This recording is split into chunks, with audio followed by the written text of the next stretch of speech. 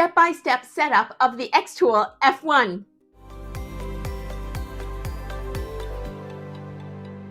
This is the detailed version, so feel free to speed up replay. Let's get started. So now we are ready. Here is the paper manual. So this is exactly the print form you get in the book. This is so much better. I like this. It's good, except that I wish there was a video to show it because I'm more of a visual learner. Although this is good for pictures, I wish there was something that people can show. So I'm going to film it. It's not very long, so that's good. Here we go. So what we're going to do now is to open this. This is the electric source, the transformer, which is this box here. And then we're going to plug this in. It's pretty simple. Now, we're going to use this tray, and this is a key, so that if you don't have it there, no one else can use it, so that you just keep it with you. There's one already that comes with it. It's already there. And just in case, it's an extra, keep it in a safe spot. I'm going to plug this in on the other side first. It only fits into one spot. So you'll see that there are stickers that just keeps everything secure, especially when it's being transported and sometimes the couriers bounce things around. So this is the tape. Oh, it's really strong.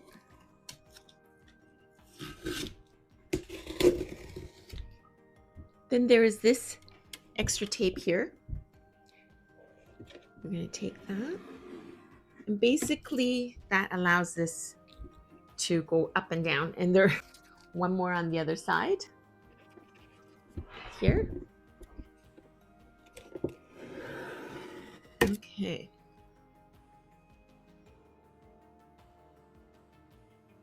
Now you can take this out, this up, and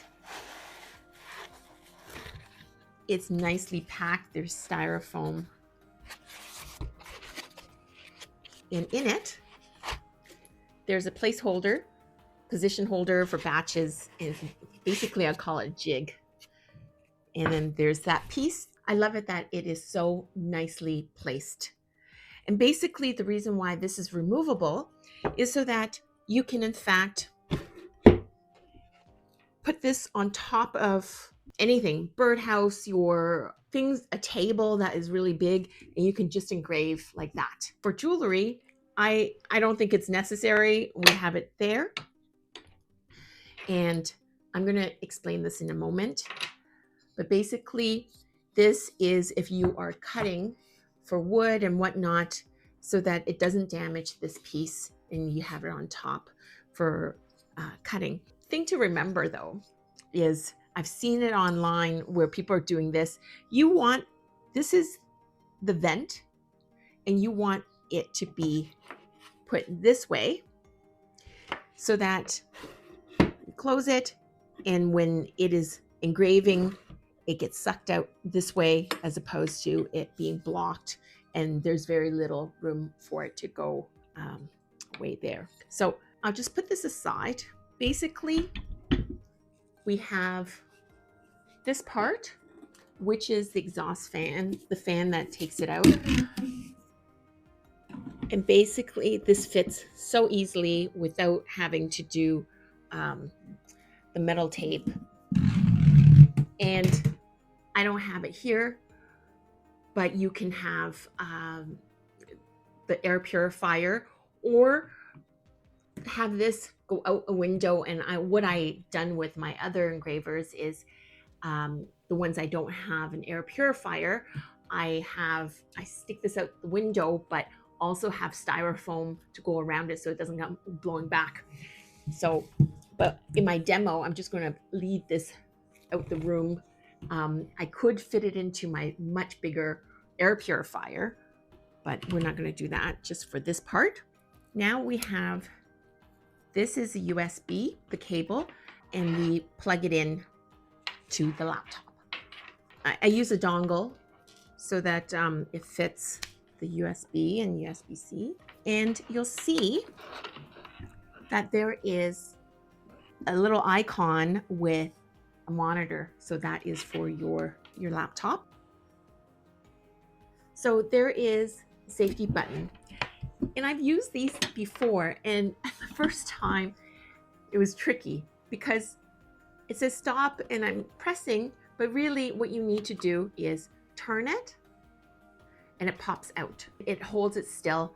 So if you wanted to undo, you have to twist it and then it pops out. It's a safety mechanism like that. Once it's pressed, everything stops. So you have to pop it out before you can actually do anything. Here we have it. There is a lens cap. Make sure you take it off because otherwise you don't see anything. Now what we're gonna do, we're gonna plug this in now. And at the back, there's an on-off switch. So the power source.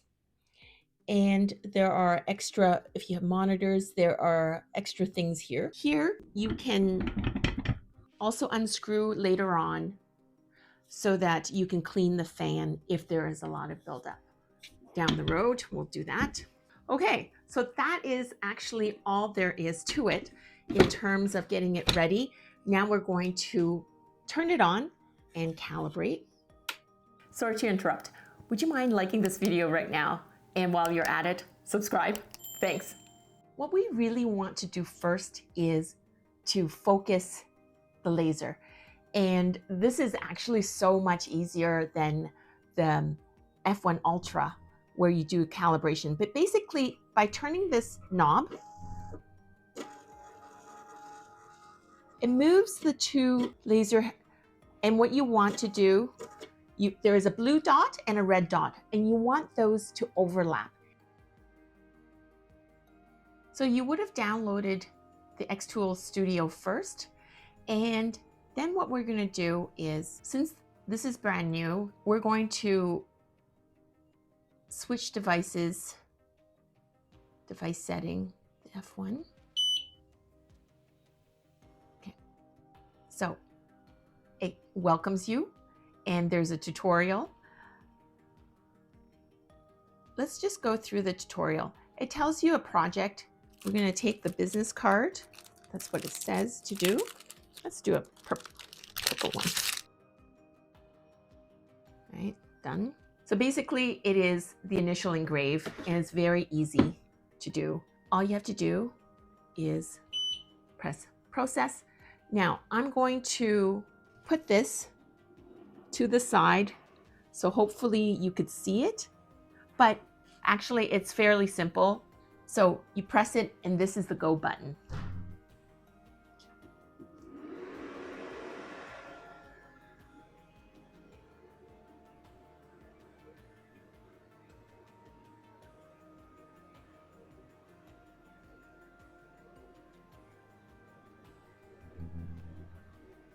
And now you have engraved your first little card. I think it's really cute that they welcome you. That is all that there is to this. It's super, super easy. I want to go over this.